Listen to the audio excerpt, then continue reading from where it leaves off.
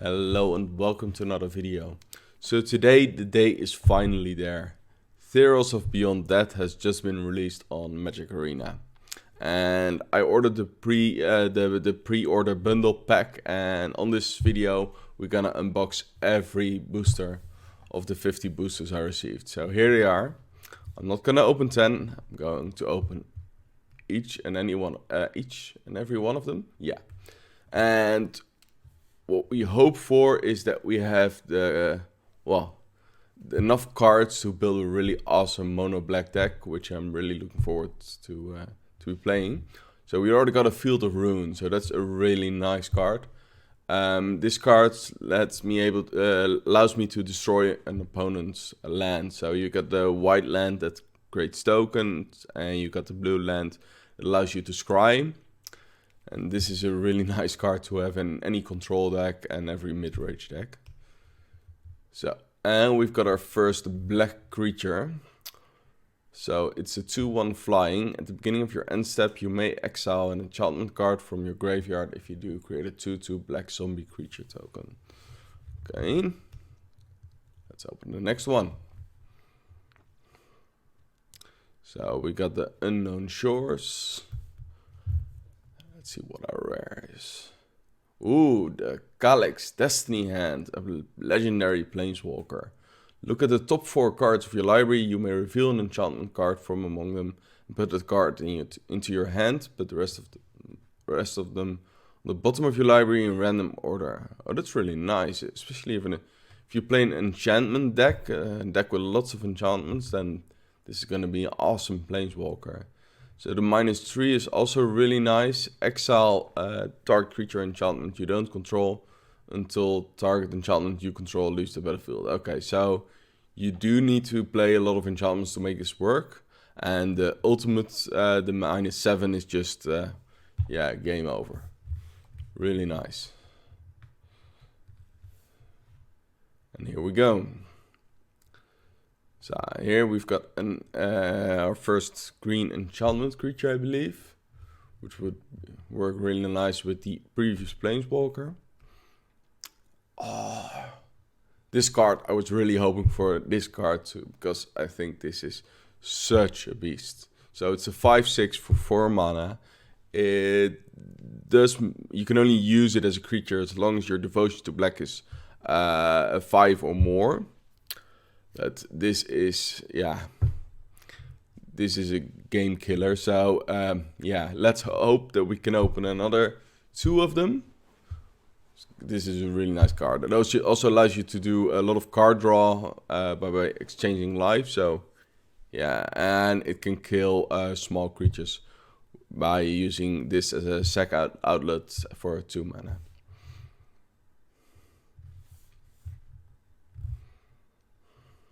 So we got an uncommon and a common wild card. That's always nice. Our second Unknown Shores. And the Timerat Calls the Dead. Put the top 3 cards of your library into your graveyard. Then you may exile a creature enchantment card from your graveyard. If you do, create a 2/2 black zombie creature token. And 3, you gain X life and scry X, where X is the number of zombies you control. So worst case scenario, you're creating 2 tokens, 2/2s for 3 mana, and gain 2 life, scry 2. So that's pretty good value for only 3 mana. What else do we have? So a really nice goat token. That look quite cool though. Let's go for the next one. Acolyte of Affliction enters the battlefield. Put the top 2 cards of your library into your graveyard. Then you may return a permanent card from your graveyard to the hand. So this is a nice creature. It allows you to get stuff back. So there's a lot of graveyard shenanigans going on in this set release. So there's this black-red card, I believe, that prevents other players from casting things from their graveyard and getting things back from the graveyard. So that card's going to be really strong in standard, I believe. So, Constellation, that's been a while. Whenever an enchantment ends the battlefield under your control, put a +1/+1 counter.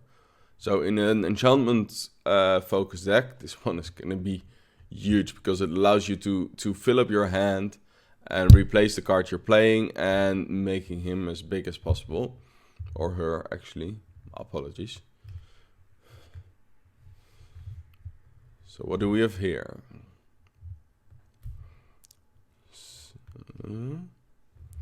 Uro, Titan of Nature's Wrath. When Uro enters the battlefield, sacrifice it unless it's escaped. Whenever Uro enters the battlefield or attacks, you gain 3 life and draw a card. Then you may put a land card from your hand onto the battlefield. Escape for 4 mana and exile 5 cards from your graveyard. Yeah. This one's gonna be big as well. I believe it was in the top 10 of the MTG Goldfish list. So I'm really looking forward to see what kind of deck this is going in. Maybe the Simic Flash deck, that would be a good shell for it. And there we go. Storm Herald.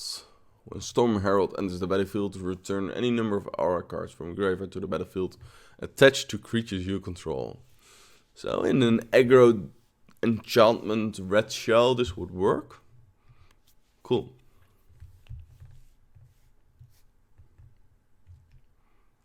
Temple of Deceit. Oh, I love blue-black decks.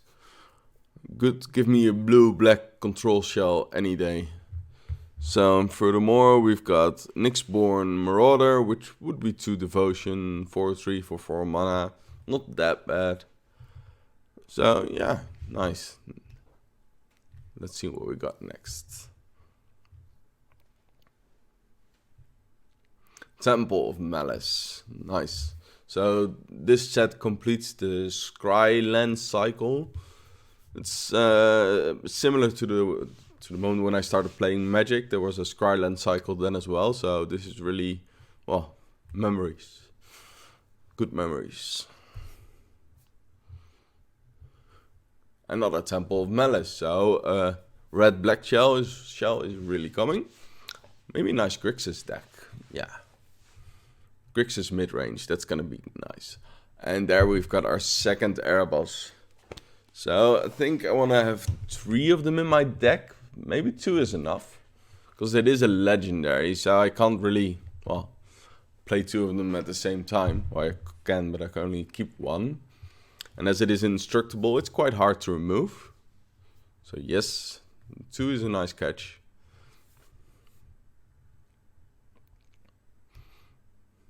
Treacherous Blessing.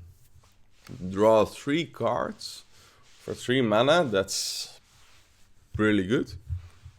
Cast spell, you lose 1 life. That sucks. When it becomes the target of a spell, sacrifice it. Okay, so the draw 3 is really nice, but you need a way to remove it quick. Because, yeah. Maybe some card that allows you to put it on the battlefield and then sacrifice it or something. That would be nice. There's always a catch. Underworld Breach. Each non-land card in your graveyard has escape. Nice. Would work especially for 2 mana. Would work really well in a mid-range red deck. Or a mid-range Grixis deck.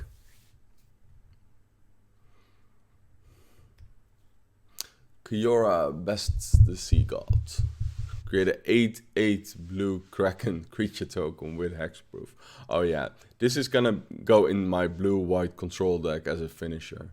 I'm playing blue-white control at the moment, and the trouble I've got with that deck is there's no really way of finishing your opponent except by either boring them to death or shuffle all your cards back into your deck.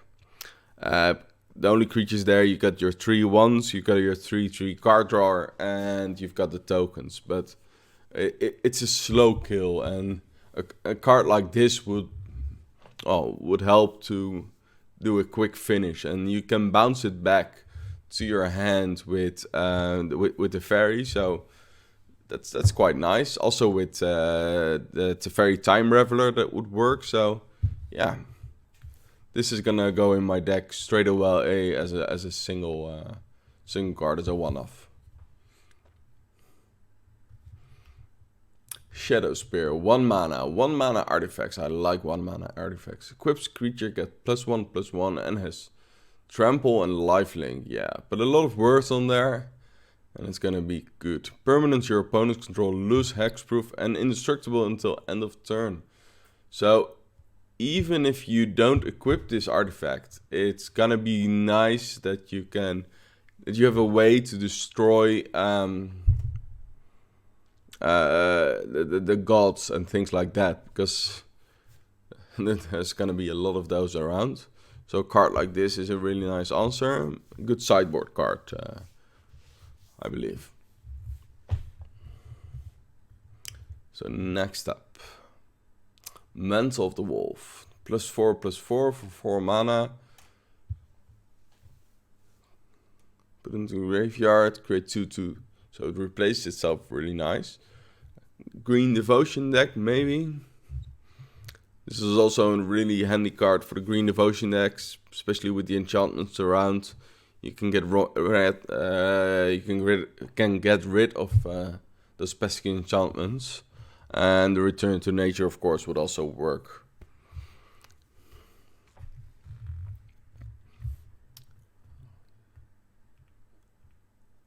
Eat to Extinction. Exile target creature or planeswalker. Look at the top card of your library. You put that card into your graveyard. It's 4 mana. It's not really that good. We already got the 3 mana creature that allows you to kill a planeswalker creature, lose 2 life, and then play it as a creature. So yeah, I'm not really seeing what the upside of this card is, but we'll see.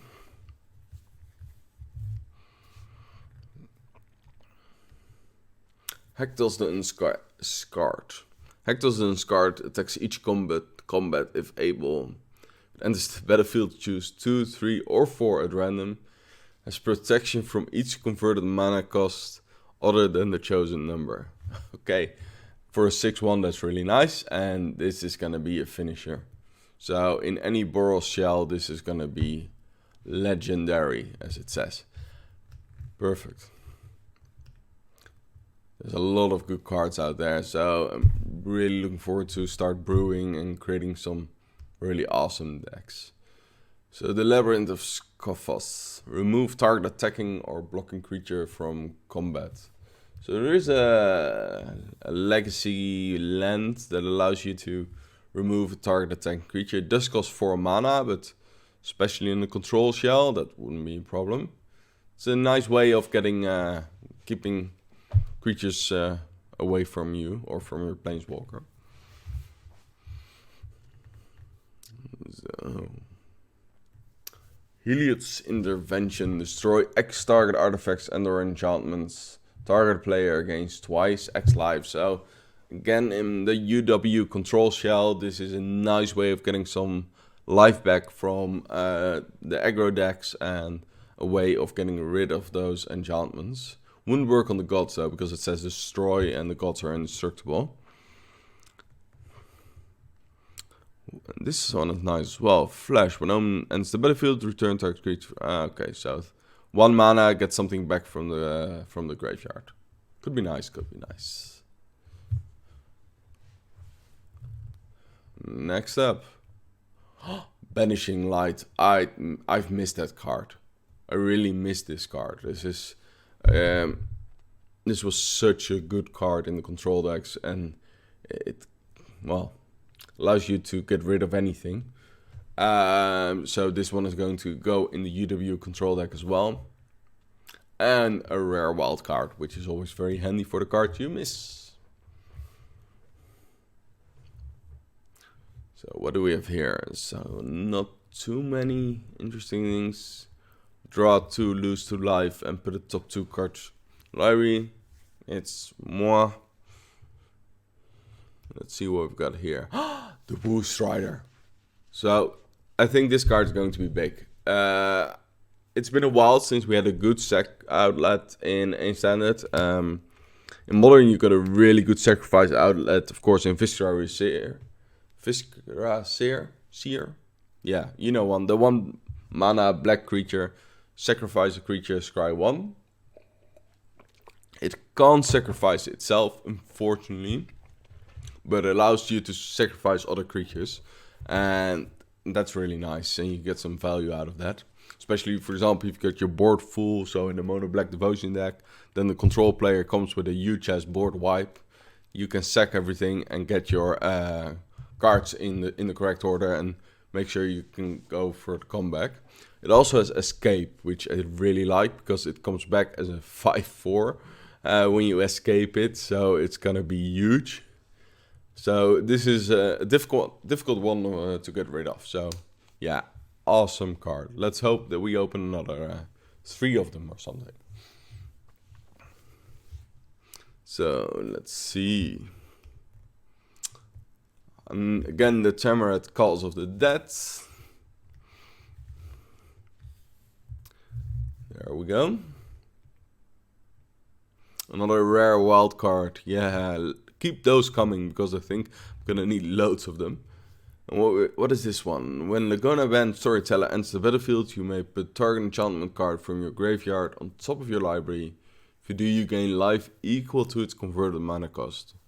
So again, in the green-white enchantment constellation style deck, this could do quite well. We're going to see what will happen there. So 25 left. Idolan of Obstruction. Some islands even made it to legacy decks in the last set that we had. Things like constellations and enchantments, stuff like that. So basically the last Theros cycle. So 2/1. First strike, loyalty abilities of planeswalkers your opponent's control cost 1 more to activate. So this is a nice, how do you call it? Annoy the other player card. So I'm not sure we're gonna have decks like that in standard. Of course, we got them in modern, in legacy, and in vintage. But yeah, maybe. We'll see. And again, the Underworld Breach. So we're gonna build a red deck as well, I believe. Maybe red-white. So when Hero's Revel enters the battlefield, create a 1/1 red satyr token with this creature can't block. Well, red never really wants to block. Whenever you cast spell, the target's Hero's Revel creature control get +1 or +0 until end of turn. I think it's quite expensive for 5 mana. I think it's too expensive, so I don't think that the card's gonna see a lot of play. This instant is gonna go into any mono red aggro deck as a minimum of 4 times. I know you can't do more than 4, but this is gonna be a really big card. I like it that it's common. It's just a common card, and yeah. Heliod, Sun Crowned. Indestructible. As long as your devotion to white is less than 5, Heliod isn't a creature. Whenever you gain life, put a +1/+1 counter on target creature or enchantment you control. For 2 mana, another target creature gains lifelink until end of turn. Yeah. For 3 mana, it's gonna be big. 5/5. So white devotion, here we come. And this one, whenever a creature dies, if an aura you controlled was attached to it, return target creature card from converted mana cost 2 or less from your graveyard to your hand. So yeah, if you see this on the other side, you want to remove this first. Oh. I accidentally pressed open 10. Whoops. Now, we're gonna go through them. Neelas Intervention. Choose one. Search your library for up to X land cards, reveal them, put them into your hand, and shuffle your library. Would be nicer if it was put on the battlefield, but I think that would be overkill, to be honest. Neelas Intervention deals twice X damage to each creature with flying. Maybe. A mythic rare wild card, another Heliod Sun Crowned, another Hector's the Unscared. Phoenix of Ash, Flying Haste 2/2, 3 mana. You can use it as a mana outlet. You can escape it. Yeah, this is gonna go in any mono red aggro, Boros midrange. More likely mono red, but since for Boros you also already need 2 reds, you can play them together. So next up, Wavebreak Hippocamp. Whenever you cast your first spell during each opponent's turn, draw a card. Yeah, I don't think that one gonna do really much. Next. Heliod's Intervention, we already had that one. Nice to have a second one.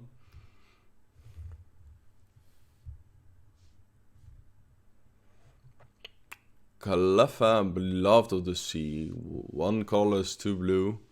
Power equal to your devotion to blue. Creatures and your enchantments you control have spell your opponent cast. To target this permanent costs 1 more. So it's a hate bear card. It's gonna be huge in the mono blue devotion deck.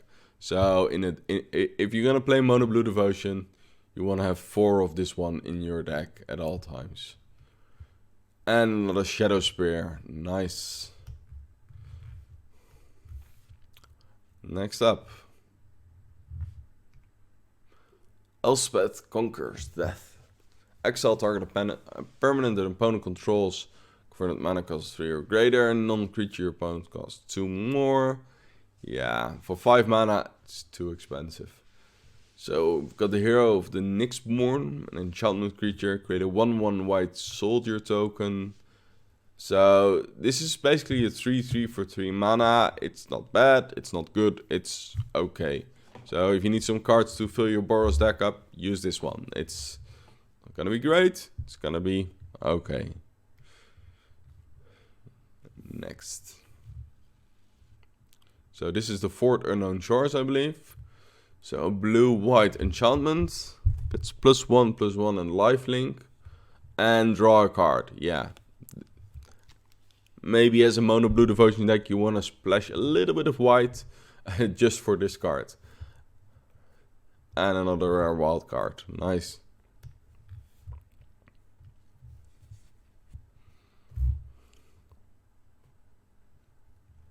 Yeah, nothing too special here. Delacos, Crafter of Wanderers. Spend 2 colorless, spend this mana only to cast artifacts, spells, or activate abilities. Oh yeah, so a little bit more mana. Nah, I'm not actually sure if this card is really gonna do it. It's really cool art though. It's like Christmas lights on a blue, yeah, merfolk. They do look a little bit like the Kree from the Marvel universe, but just my opinion. So, Lampets of that Vigil. 1 mana, sacrifice a creature, each opponent loses 1 life and you gain 1 life. Maybe. So, Furfurous, Bronze-Blooded, Indestructible. So this is the red god. Again, as long as your devotion to, in this case red, is less than 5, it isn't a creature. If you get there, it's a 7/6 indestructible creature. So it's gonna be awesome. Other creatures you control have haste, and for 3 mana you may put a red creature card or an artifact creature card from your hand onto the battlefield. So it is expensive. So you have to pay 5 mana to play this card and another 3 mana to put something on the battlefield. But maybe in modern, generating a lot of mana and playing Emrakul or something, it is much though. It's 8 mana to put something on there, but as a recurring source, yeah, maybe. And as a finisher in a red white mid-range deck, you can play together with the white god as well. I'm not sure if you get the devotion count, I think of it, but still. Another Neelas Intervention. So, we're almost at the end now. The second Field of Ruin, nice. Saves me creating a wild card, using a wild card. And another Shadow Spear, so that's number 3 now.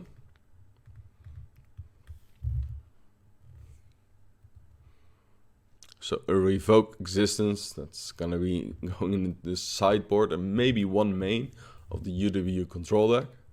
And another Heliod. Nice.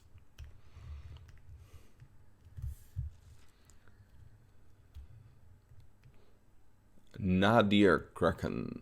3 mana, whenever you draw a card, you may pay 1. If you do, +1/+1 and create on another Kraken and create a 1/1 blue tentacle creature token. So it's not even legendary. So this is mono blue devotion.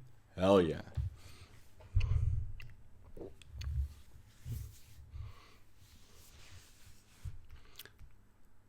Protean Thaumaturge. Not sure how to, if I say that correctly, to be honest. Constellation. Whenever an enchantment enters the battlefield under your control, you may have Proton become a copy of another target creature, except it has this ability. So clone away for only 2 mana. Yeah, with all those enchantment creatures around, nice. So the last one. Shatter the Sky. So this is our new board wipe. 2 white, 2 colorless. Each player who controls a creature with power 4 or greater draws a card, then destroy all creatures. So it is a board wipe with a downside, but it is only 4 mana. It's easy. You had the board wipe. I can't remember the name. 2 white, 2 black, and you gain life. But it's a really hard casting cost because, yeah, you need to have 2 black, 2 white. In this case, you can put it into your UW control shell without any trouble. And if they have big creatures, okay, they can draw 1 card. But it's only 4 mana. So that can really make a difference. Because if you cast it on turn 6 or 7, then you can keep a counter up for the next card they play. So, yeah. I'm gonna use 3 wild cards to get 3 more of those. So this is it for today. Let's see if we can view the cards. See what we have collected by this moment. Let's see if we can just... So a really nice collection to get started with. I'm really looking forward to just brewing some awesome decks and playing a lot of standard in the coming weeks. So the first deck I'm really gonna do is Mono Black Devotion, which is probably on anyone's radar. So I'm gonna be surprised if I'm playing against someone who isn't playing Mono Black Devotion. But yeah, it's gonna be great. I want to thank you for watching this video. If you like it, give it a thumbs up. And don't forget to subscribe to get the notification whenever a new video comes online. Thank you again, and until next time.